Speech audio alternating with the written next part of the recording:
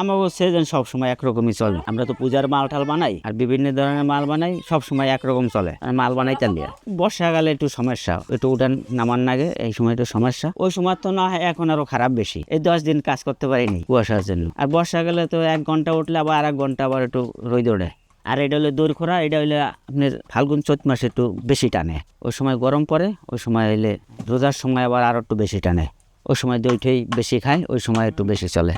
এখন আবার এই দড়ি মালটা ওইটা একটু ড্যাম সিজন। আবার বিভিন্ন ধরনের যে প্লাস্টিক বাইরেয়া হেতে বইরে টইরা আমাকে ওই খোরাটা একটু কম চলে না। এরপরে দইরও আবার কিছু বানায়, প্লাস্টিকে ভরে। প্লাস্টিকের একটা বাটি আছে, হ্যাঁ, ওটাই তো জমাট হয় না। এরপরও মেডিসিন দিয়ে জমাট করা, ওইটাই একটু সমস্যা করছে আমাকে। এখন তো একটু কাজের চাপ কম, 3 মাসই বেশি। 3 মাসে ওই সময় মেলা ঠেলা আসবে, তো ওই সময় আরো কাজের চাপ বেশি। এখন একটু কাজের মোটামুটি চাপ। ওই সময় আবার 1 মাস বন্ধ থাকে, বৈশাখ মাস। 1 মাসে চৈত্র মাসে যা বানাই রাখতে পারি, এরম একটা চিন্তা ভাবনা। হ্যাঁ, এখন রোদ না হইলে তো আমার কাজ বন্ধ, সবচেয়ে রোদ দিলে দরকার। এটা আমার বাবাই করছে, ঠাকুর দাদাই করছে, হ্যাঁ ঠাকুর দাদাই করছে। এই পূর্বকালে তো নিয়ে করতে আছে, বুঝলেন, কোনো হিসাব নেই।